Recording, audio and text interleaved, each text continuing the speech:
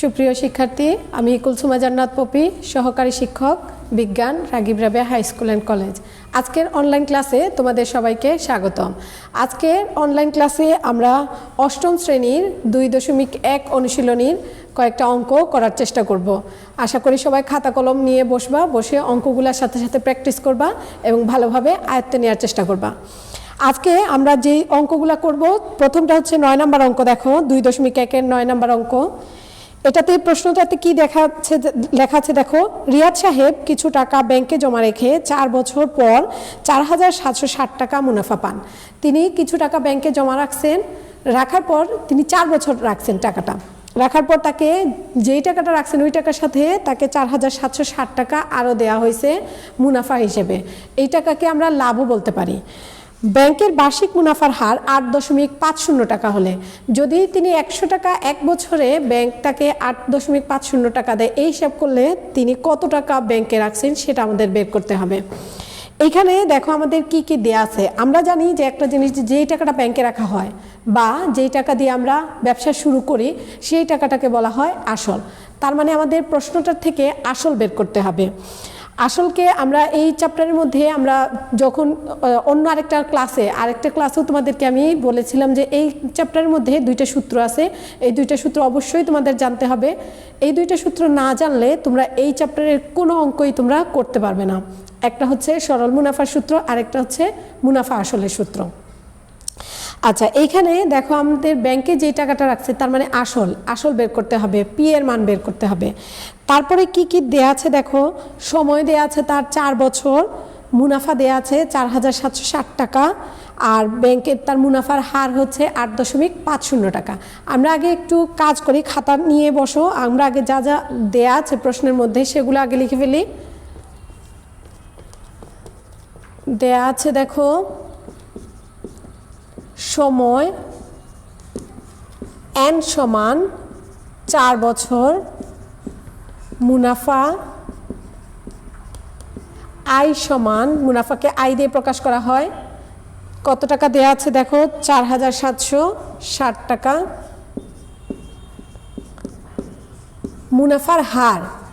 মুনাফার হারকে আমরা প্রকাশ করি r দিয়ে। r সমান আমাদের 8.50%। যেহেতু শতকরায় বলছে এই জন্য আমরা পার্সেন্ট দিয়ে লিখব। তারপরে আসল বের করতে হবে। আসল হচ্ছে পি সমান, আমরা জানি না, এটা আমরা বের করব। এখন দেখো এই 4টা দিয়ে আমাদের যেই 2টা সূত্র বলছিলাম, এই 2টা সূত্রের মাধ্যমে 4টার রাশি দিয়ে কোনটা মিলে এই ওই সূত্রগুলোর মধ্যে আমাদের প্রথম সূত্র হচ্ছে সরল মুনাফার ক্ষেত্রে I=P/N। I= দেখো P/N 4টাই আছে, তার মানে আমাদের প্রথম সূত্রটার সাথে মিলে যাচ্ছে। তাহলে আমরা প্রথম সূত্রটা দিয়ে অঙ্কটা করতে পারবো। লিখে ফেলি। আমরা জানি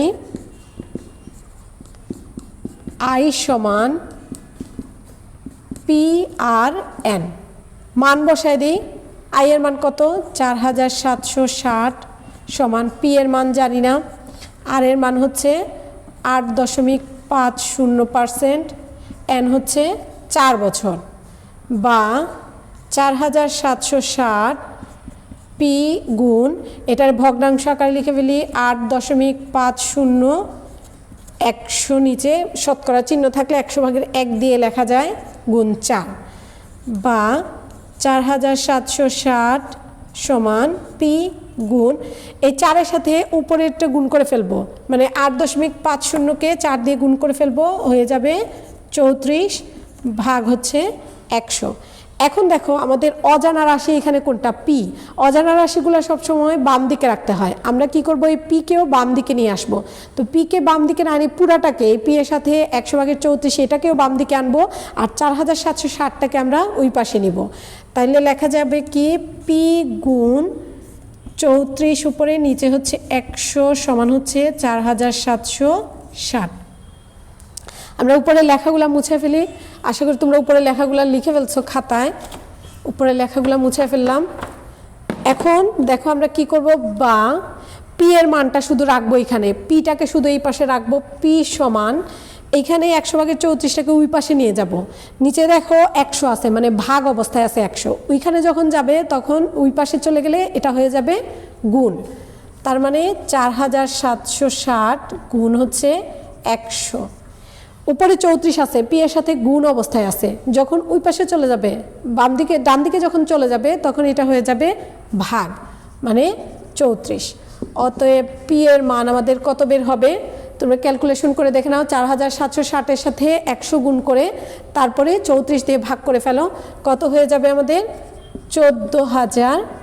অতএব আমাদের আসল হচ্ছে 14,000 টাকা। অতএব নির্ণেয় আসল, বা তিনি আরেকটা লিখতে পারি, আরেকটা কথা সুন্দরভাবে লেখা যায়, অতএব রিয়াদ সাহেব ব্যাংকে জমা রাখলেন 14,000 টাকা। উত্তর দিয়ে দিবা 14,000 টাকা। আচ্ছা, এখন আশা করি তোমরা এই অঙ্কটা বুঝতে পারছো।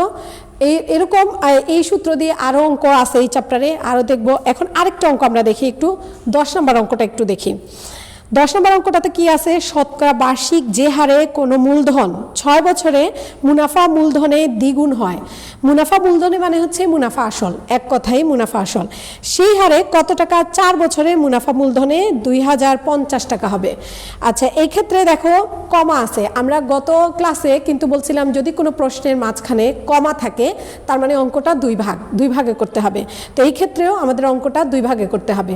2 ভাগে বলতে প্রথম খণ্ডটা আগে করব। প্রথম খণ্ডটাতে আমাদের কি আছে? শতকরা বার্ষিক যে হারে কোনো মূলধন 6 বছরে মুনাফা মূলধনের দ্বিগুণ হয়। মূলধন মানে আসল, যে আসলে 6 বছরের মুনাফা আসলে দ্বিগুণ হয়। যখনই কোনো প্রশ্নের মধ্যে দ্বিগুণ 3 গুণ এরকম কথা দেখবা, মুনাফা আসলের দ্বিগুণ 3 গুণ, তখনই আসলটাকে ধরে অঙ্কটা শুরু করতে হবে। এই ক্ষেত্রেও আমরা কি করব? ধরে অঙ্কটা শুরু করব। আমাদের এখানে অঙ্কটা প্রথমে কি করতে হবে? যে ধরতে হবে, যে ধরি আসল বা মূলধন যেটাই বলো, আসল 100 টাকা। এখন তোমার প্রশ্নের মধ্যে কি আছে? যে মুনাফা মূলধনের দ্বিগুণ, তার মানে মুনাফা আসল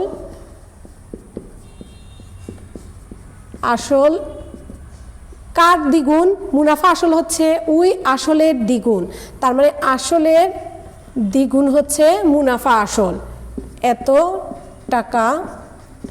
তার মানে কত হয়? 200 টাকা। আমার আসল যখন হবে 100 টাকা, তখন মুনাফা আসল হয়ে যাবে দ্বিগুণ, মানে 200 টাকা। এই ক্ষেত্রে দেখো আমরা মুনাফাটা বের করতে পারি কিনা।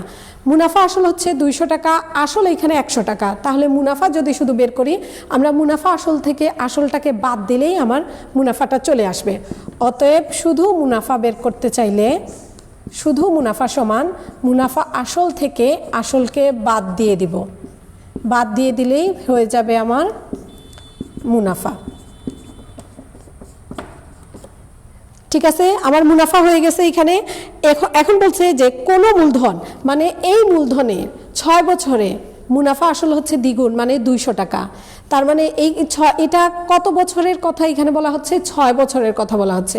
আমরা এইখান থেকে মুনাফার হার বের করব, মানে 100 টাকার 1 বছরের মুনাফা বের করব। এখানে একটু দেখো লাইনটারে যদি আমরা এইভাবে লিখি, যে আসল হচ্ছে 100 টাকা, 100 টাকার 6 বছরের মুনাফা হচ্ছে আমার কত? 100 টাকা। আমরা লাইনটাকে এইভাবে লিখি, যে 100 টাকার 6 বছরের মুনাফা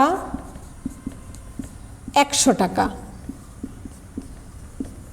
অতএব 100 টাকার 1 বছরে মুনাফার হার আমরা এখান থেকে বের করব, মুনাফার হার। তাহলে 100 টাকার 1 বছরের মুনাফা কত হবে? 100 জায়গায় রয়েছে, কিন্তু 100 চেঞ্জ করি নাই, তার মানে ওইখানেও 100-এর কোনো কাজ নাই।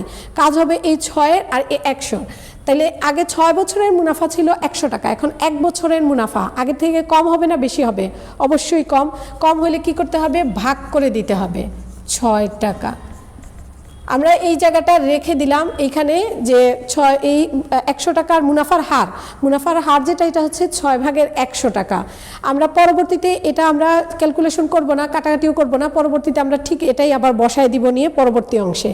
এখন পরের অংশে আমাদের কি বলছে, সেই হারে কত টাকা, সেই হারে বলতে এই 100 টাকার 1 বছরের এই 6/100 টাকা মুনাফায় 4 বছরে মুনাফা মূলধনে হবে 2050 টাকা।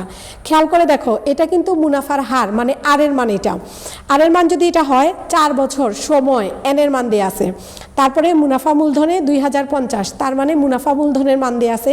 এখন আমাদের বইয়ের কোন সূত্রটা কাজে লাগবে, দ্বিতীয় সূত্র, যেটা আমরা বলছিলাম যে 2টা সূত্র লাগবে, একটা সরল মুনাফার সূত্র, আরেকটা মুনাফা মূলধনের সূত্র। তো আমরা এখানে এই মুনাফা মূলধনের সূত্রটা নিয়ে এখন কাজ করব।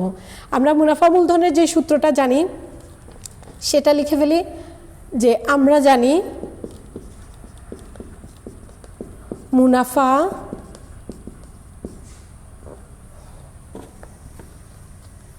মুনাফা আসল বা মুনাফা মূলধন, তোমরা যেইভাবে লিখো সঠিক হবে, P × 1+RN।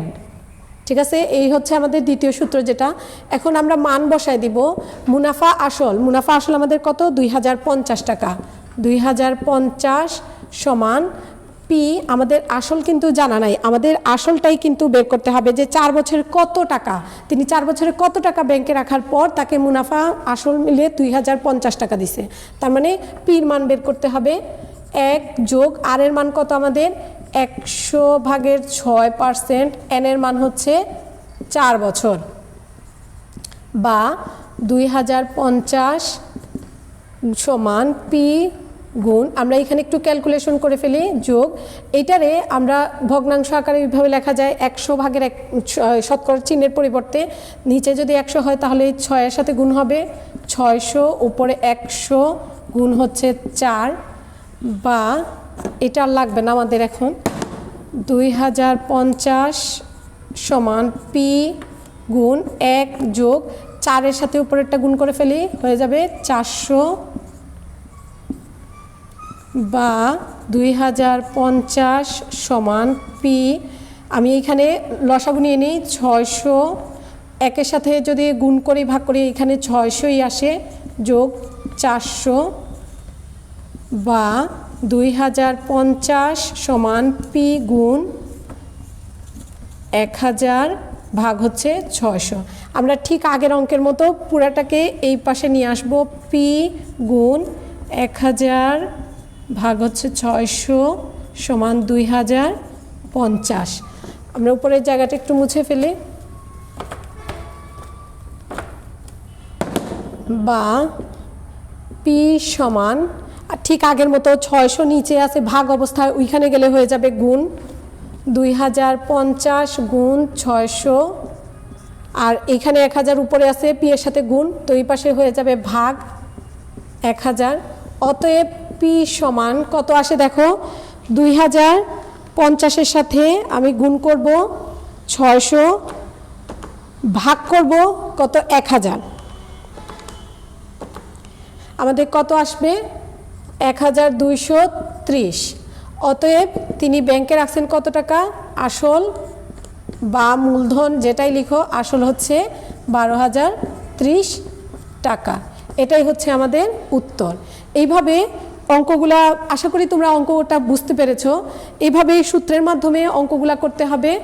ভালো করে অঙ্কগুলা চেষ্টা করবা করার, আর আমাদের অনলাইন ক্লাস দেখবা, দেখে আরও তোমাদের ক্লিয়ার হয়ে যাবে।